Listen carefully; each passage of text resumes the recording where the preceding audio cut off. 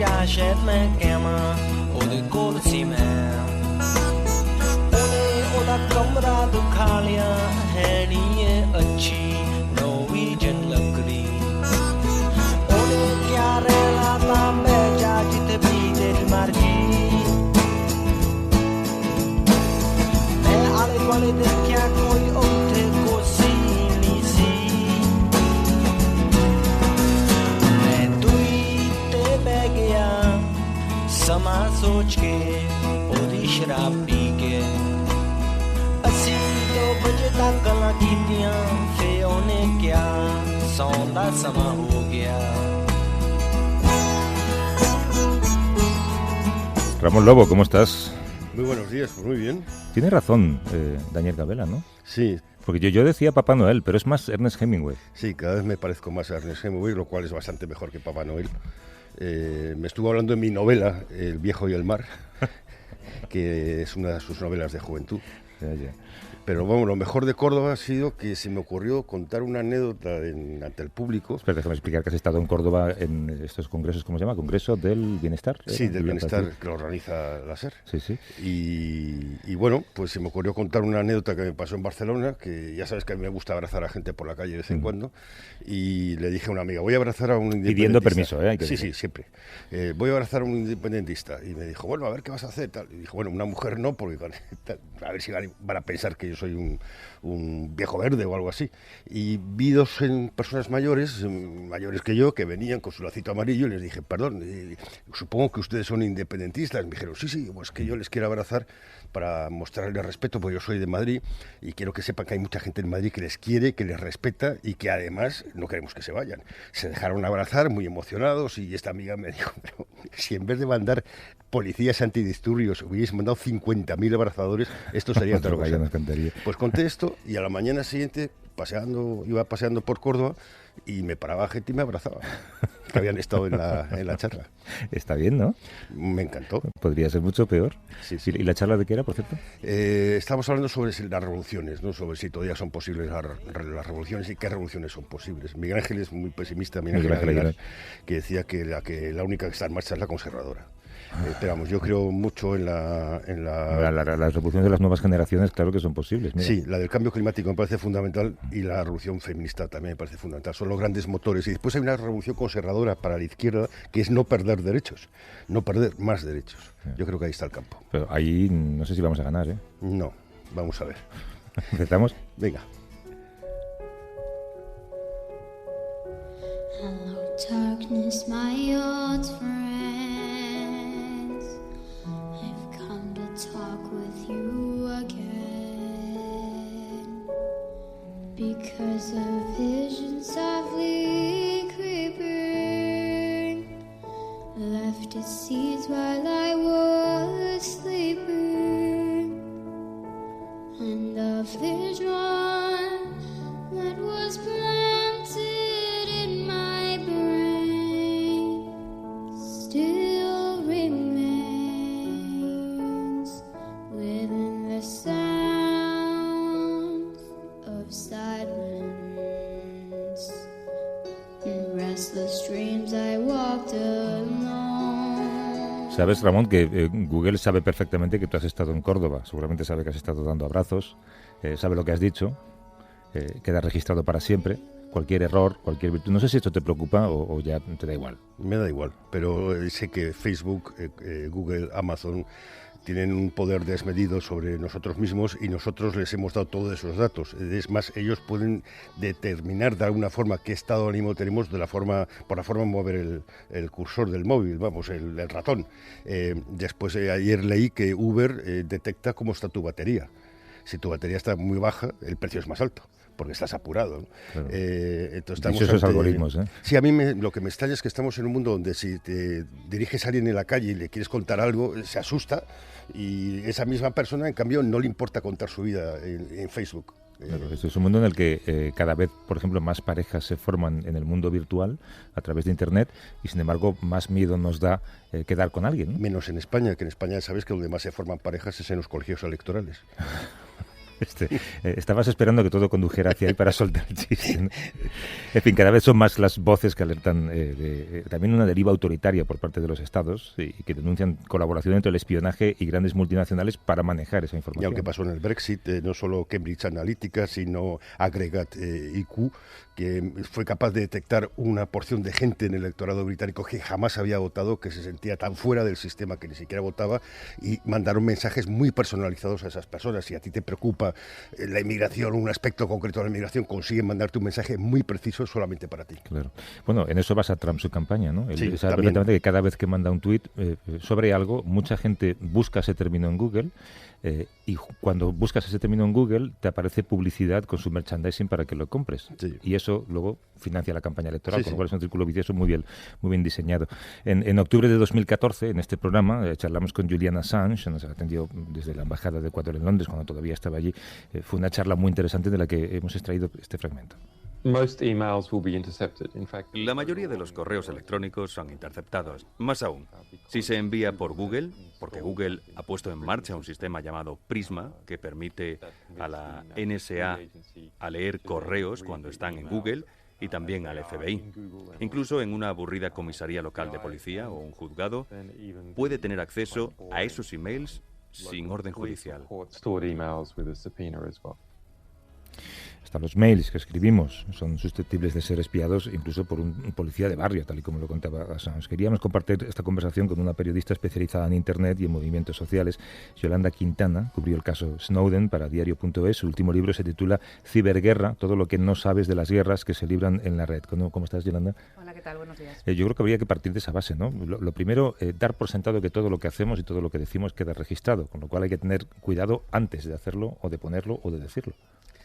Bueno, sí, sin duda, le debemos grandes logros a Internet, la posibilidad de organizarnos de nuevas maneras, de informarnos de nuevas maneras, pero también toda nuestra vida digital queda registrada y, bueno, pues como sabemos, monitorizada no solo por las empresas con las que tenemos derechos reconocidos por la legislación europea, por el reciente reglamento de protección de datos, sino también por los estados y por los servicios de inteligencia y las fuerzas de seguridad, con lo que esto representa para derechos fundamentales para la democracia, desde el derecho a la libertad de pensamiento, libertad de información, libertad de opinión o libertad de participación política. Decir que la privacidad ha muerto quizás es ir demasiado lejos, pero al final tenemos micrófonos, tenemos cámaras en casa. Nunca podemos estar seguros de qué va a pasar. Sí, además dependemos cada vez de dispositivos de los que tenemos un menor control y, por desgracia, dispositivos cada vez menos seguros, porque muchos de estos dispositivos incluyen vulnerabilidades, tanto en la fabricación como en el software que corre sobre ellos, a propósito diseñadas para que los estados tengan una mayor capacidad de control y una mayor ventaja frente a otros estados en los que compiten en este entorno cada vez más peligroso, que es el entorno digital y un entorno de competencia bélica de la que no somos muy conscientes. Claro, y esto va en aumento. Tú hablas de los dispositivos que tenemos en casa, el llamado Internet de las cosas, que es hacia donde nos dirigimos. Todo va a estar conectado, todo va a ser más fácil de manipular por parte de un gran hermano que puede ser un Estado.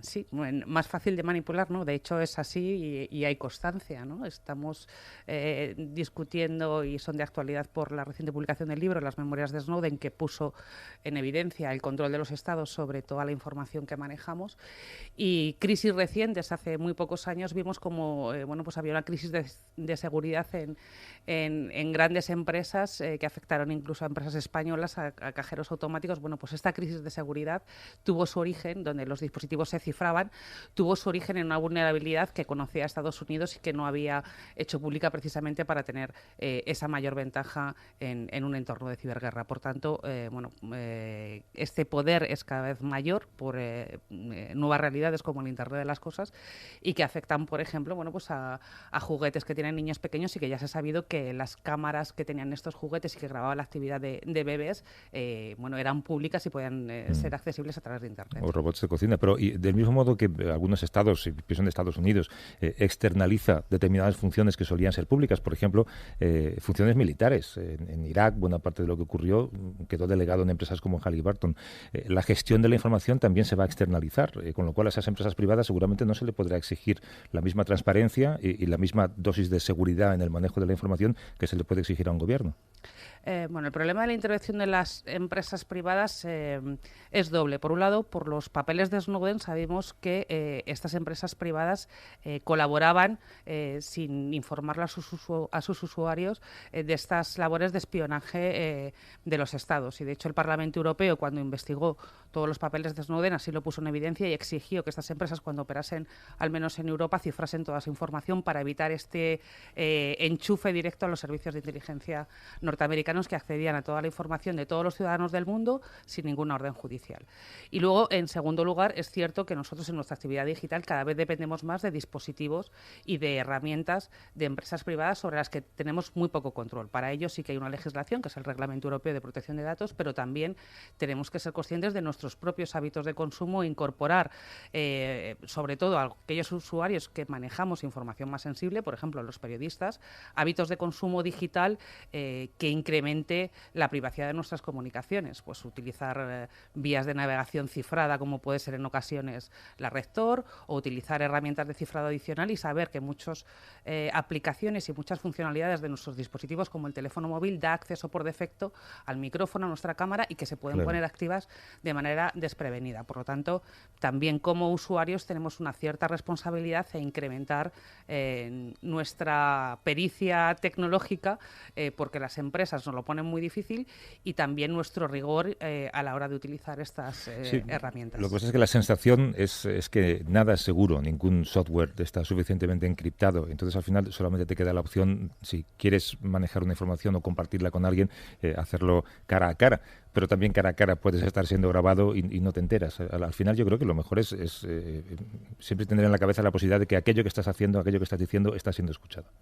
Sí, o sea, sí, eso es así. De hecho, bueno, pues en el libro de Snowden, aunque ya lo conocíamos cuando hizo sus revelaciones, cuando da esta información a los periodistas, que es también muy interesante el papel de los medios de comunicación en conocer todo esto, porque a diferencia de Wikileaks, Snowden utilizó a los periodistas como filtro intermedio para que determinasen qué era relevante y qué no es relevante, y proteger determinados agentes que podían estar en peligro.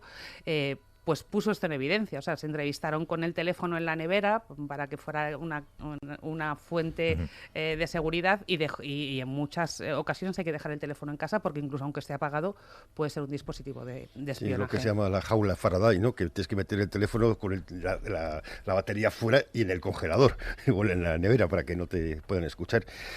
Para recordar a nuestros oyentes, la clave es que antes, como decías, los estados tenían que pedir permiso judicial para poder escucharte, y ahora no hace falta ningún permiso, que es lo que denunció Snowden, y nos encontramos que Snowden es el perseguido y los estados que practican algo que teóricamente es ilegal, pero ya por costumbre ha dejado de serlo, están ahí. ¿Qué es más peligroso en este mundo al que vamos? ¿Un tipo como Donald Trump o un tipo como Jeff Bezos?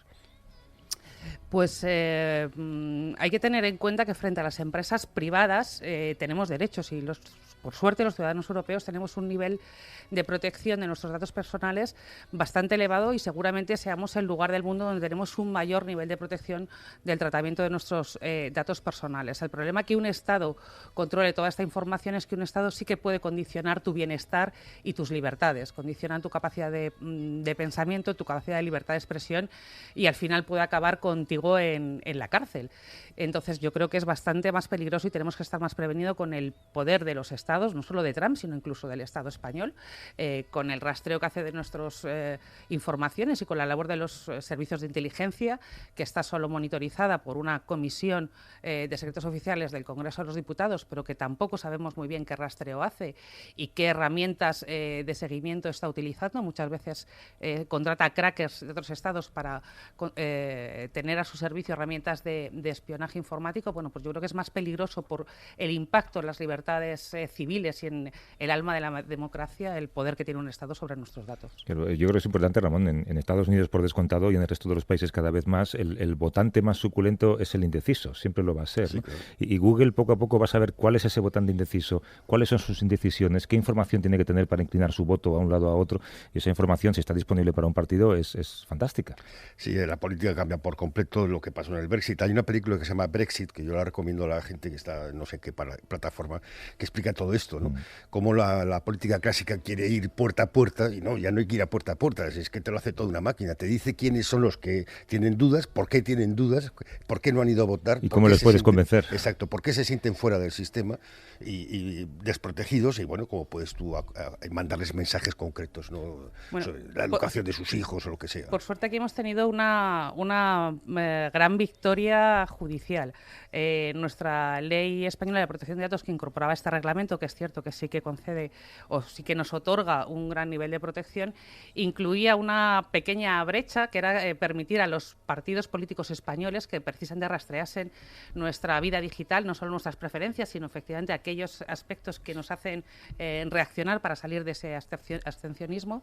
Y por suerte el Tribunal Constitucional, gracias a una iniciativa en la que entre otras organizaciones la PDLI participó, conseguimos que el Tribunal Constitucional declarase inconstitucional esta parte de la Ley Española de Protección de Datos, y por suerte en la futura campaña electoral los partidos no podrán rastrear nuestra vida digital para este tipo de iniciativas de propaganda electoral. Y aunque no lleven a cabo. No tiene que ver del todo, pero para decir a los lectores, oyentes, que hay una cosa que se llama la lista Robinson, que te puedes apuntar para que no te manden publicidad o no te llamen por teléfono en publicidad. Bueno, sí, de hecho estos días la página del INE, del Instituto Nacional de Estadística, donde se puede dar acceso y donde te puedes dar de alta para que tus datos no se utilicen para recibir propaganda electoral, ha estado bloqueada a esperar de esta próxima inminente campaña electoral en la que nos vamos a ver. Tú cubriste el caso Snowden para diario.es, otro amigo que también ha escrito mucho y sabe mucho sobre Edward Snowden es Mar Marginedas, que es corresponsal del periódico en Moscú. ¿Cómo estás, Mar? Buenos días. Hola, muy buenos días, ¿cómo estáis? Buenos días. Muy bien. Oye, ¿qué tipo de vida lleva Snowden en Rusia ahora? Bueno, ha cambiado un poco, la verdad. Al principio él tenía una vida muy reclusiva. Él incluso llegaba a camuflarse cuando salía, se quitaba las gafas, que pretendía pasar desapercibido. Pero ahora, poco a poco, con el paso del tiempo, pues es una persona que se siente, según lo ha venido diciendo en entrevistas, que se siente ya más tranquilo, que incluso aparece en lugares públicos como el ballet o como actos sociales, etcétera, y ya digamos que es más relajado, ¿no? Las entrevistas últimas que ha concedido ya son más relajadas, le ve, y en estos momentos pues bueno, pues vive con su pareja, con la que se ha casado, y mantiene, sobre todo, quizás mantiene una vida un poco extraña, ¿no? Él, sobre todo digamos, se financia, se gana la vida a través de charlas que da vía internet, etcétera. Entonces, normalmente, pues en muchas ocasiones, él se acuesta cuando todos los demás nos levantamos, ¿no? Él ha jugado bien sus cartas, ¿no? Él sabía que Rusia le necesitaba de alguna manera como elemento de propaganda, y en ese sentido su posición ha sido siempre mejor que la de Julian Assange. Bueno, a ver, yo creo que Julian Assange llegó un momento en el cual él colaboró con un Estado como Rusia, y Rusia está claro que que todos sabemos que si las prácticas de vigilancia a través de Internet pues están muy desarrolladas en Occidente, en Rusia está muchísimo más, ¿no? O sea, entonces él, sin embargo, él ha sabido perfectamente que, bueno, pues que es una carta que Putin utiliza para apelar a un sector de la opinión pública, para incrementar, digamos, su popularidad entre un sector de la opinión pública en Occidente. Entonces, pues bueno, él se ha permitido criticar bastante. Él ha criticado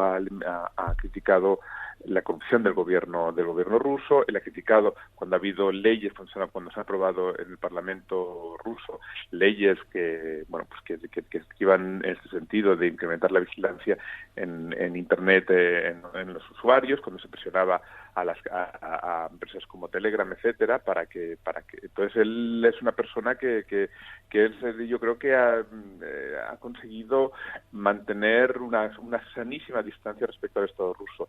Aún así, él últimamente en las últimas entrevistas está dando a entender que cada vez se siente menos cómodo en Rusia y que preferiría que fuera acogido por un país, por ejemplo, como Alemania, donde la opinión pública está muy fuertemente a su favor. Es que es el héroe de la película, ¿no? Es el hombre que nos ha mostrado el montaje que hay. ¿Tú qué diferencias ves entre el caso de Assange, no en cuanto a la vida que llevan, sino en cuanto a la suministración de información? Contaba antes nuestra invitada que mientras que uno daba la información en bruto, Assange, Snowden la ha filtrado para proteger a las fuentes. Bueno, Snowden en alguna ocasión siempre ha dicho que Assange era un revolucionario y que Snowden era un reformista. Él considera que el sistema puede reformarse desde dentro. Pero yo, al margen, yo creo que Snowden ha sabido, sobre todo, en sus relaciones con Rusia, ha sabido mantener una sanísima distancia, ha sabido entender que Rusia le necesitaba tanto como él a Rusia. Entonces, pues bueno, eso le ha dado un gran margen de autonomía, ¿no? Y bueno, yo creo que Snowden está claro que él tiene la conciencia, la gente que ha hablado con él tiene la conciencia de que está haciendo un servicio a la sociedad, ¿no?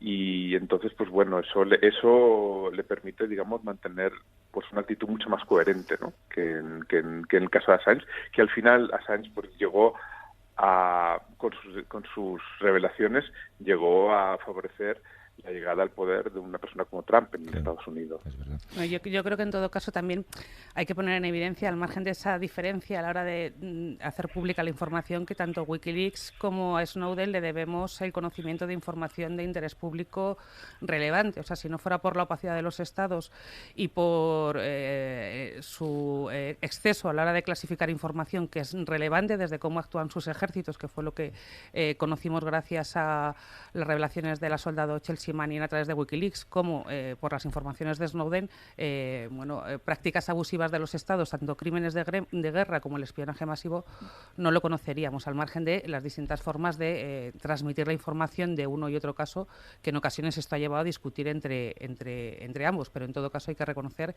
que a Wikileaks también le debemos la revelación de información de interés público que de otra forma no conoceríamos los ciudadanos. El presidente de los papeles del Pentágono, que el tribunal determinó que si tú eres el suministrador a los medios, el medio no es el que comete el delito. Que es una gran diferencia. Sí, aquí nos encontramos en un punto precisamente crítico. Cuando el Parlamento Europeo analiza los papeles de Snowden, aparte de dar por sentado que su información es relevante y aparte de recomendar a los Estados europeos que le ofrezcan asilo político, como ahora él está demandando, aparte de esto, incluyó una recomendación para que se regulase la protección de los denunciantes. Todavía en Europa estamos en ello. El Parlamento Europeo en abril aprobó una resolución en la que recomendaba o la que aprobaba una primera lectura de una directiva en la que se va a proteger a los denunciantes. En España tenemos algunas proposiciones de ley que van a quedar en el vacío con la disolución inminente de las Cortes, pero aún así es nuestra tarea pendiente tanto de Europa como de España, porque no solo están los denunciantes desprotegidos, sino también los medios de comunicación. En este país, esta misma casa, periodistas de la cadena SER o el diario.es, se han encontrado amenazas por dar a conocer filtraciones periodísticas. Por lo tanto, es cierto que a pesar de ese precedente de los papeles del Pentágono y de esa jurisprudencia norteamericana, en Europa todavía tenemos mucho que hacer para proteger tanto a periodistas que publican filtraciones como a los denunciantes. Mark, el libro de Snowden ha funcionado muy bien, incluso en Estados Unidos, ¿no? Sí, todo parece que bueno, él está en estos momentos en la tarea de promocionarlo y además está intentando utilizar esa promoción pues bueno para defender su caso y para intentar abrirse camino y salir de Rusia y ser acogido por países como Francia o Alemania, que de momento Alemania, por ejemplo, uno de las cosas que gracias a Snowden sabemos es que la NSA tenía acceso al teléfono directo, al teléfono móvil de Merkel, ¿no? Uh-huh. Y entonces, pues bueno, eso ahí, pues creo que él pues intenta, pues eso, o sea, sus revelaciones verdaderamente entender incluso que entre amigos, o sea, que entre países amigos se estaban espiando, ¿no? Se estaban espiando y eso, pues bueno, eso pues él intenta pues jugar con esas premisas, ¿no? Yo creo que es bastante que lo que está haciendo Estados Unidos, que es intentar secuestrar, bueno, primero Estados Unidos intenta secuestrar ahora los ingresos que pueda obtener Snowden a través de su libro. Snowden ya ha recibido un avance importante por la publicación de su libro. Entonces, pues bueno, tampoco va a ser excesivamente dañino, aunque Estados Unidos pueda secuestrar los ingresos que puedan recibir, pues bueno, él ya ha recibido una parte importante de ello, ¿no? De la conversación que es monetaria. Pero aparte, yo creo que es la perfecta campaña que le puede de publicidad que le puedan dar al libro, ¿no? O sea, intentan secuestrar unas revelaciones que bueno que son de interés general para todo el mundo. Claro, es verdad que no hay mejor campaña publicitaria que intentar secuestrar un libro o los beneficios que produce ese libro. Marc Marginedas, corresponsal del periódico Moscú. Gracias, Marc, un abrazo fuerte. Un abrazo. Muchas gracias a vosotros. Hasta luego. Y Yolanda Quintana, que es periodista especializada en Internet y en movimientos sociales. Gracias, Yolanda. Un abrazo. Gracias, Yolanda. Encantada, gracias. Hasta luego.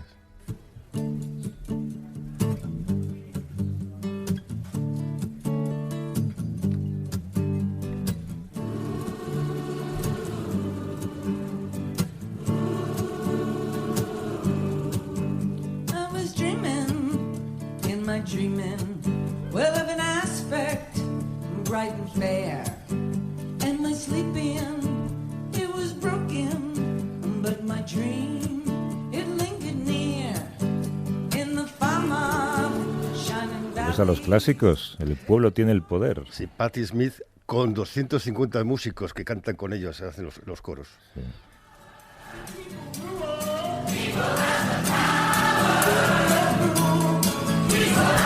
Por de indecisos. Sí, esto para que la gente tome nota. Tenemos el poder. Hasta luego, Ramón. Chao.